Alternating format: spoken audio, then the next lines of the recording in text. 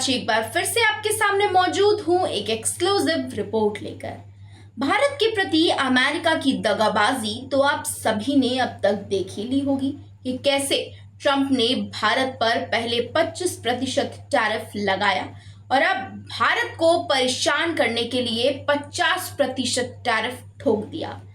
Trump ने भारत पर ये सख्ती रूस से तेल खरीदने की वजह से लगाई है। तो वहीं भारत के प्रधानमंत्री नरेंद्र मोदी ने स्वदेशी सामानों को खरीदने का भले ही ऐलान कर दिया हो दोस्तों, लेकिन उसके बावजूद भी कहीं ना कहीं भारत तब भी प्रभावित हो रहा है महंगाई से। आपको बता दें कि भारतीय निर्यातकों में इस टैरिफ के लगने से मायूसी सी छा गई, लेकिन एस&पी ग्लोबल रेटिंग के डायरेक्टर यीफान फुआ का कहना है कि इससे भारत की आर्थिक तरक्की पर कोई खास फर्क नहीं पड़ेगा। ऐसा इसलिए दोस्तों क्योंकि भारत का सॉवरेन रेटिंग आउटलुक सकारात्मक बना हुआ है।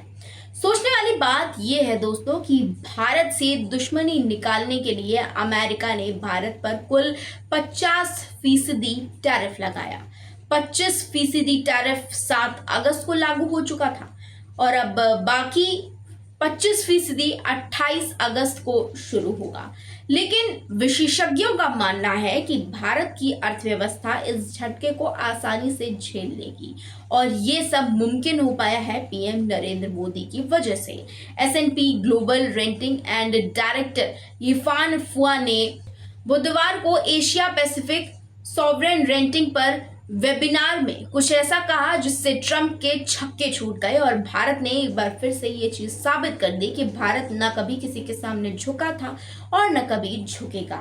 फुआ ने कहा कि भारत की अर्थव्यवस्था व्यापार पर ज्यादा निर्भर नहीं है।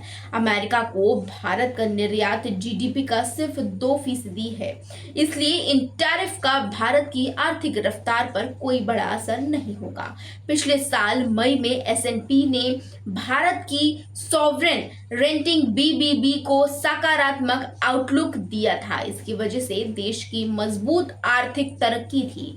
एस&पी की ताजा भविष्यवाणी के मुताबिक भारत की जीडीपी ग्रोथ इस वित्तीय वर्ष में 6.5% रहेगी। ये पिछले साल के बराबर है। फुआ ने बताया कि फार्मास्यूटिकल और कंज्यूमर इलेक्ट्रॉनिक्स जैसे बड़े निर्यात क्षेत्रों को टैरिफ से छूट दी गई है। उन्होंने कहा, लंबे समय में हमें नहीं लगता कि ये टैरिफ भारत की अर्थव्यवस्था के लिए बड़ा झटका होगा, इसलिए भारत का सकारात्मक आउटलुक बराबर रहेगा।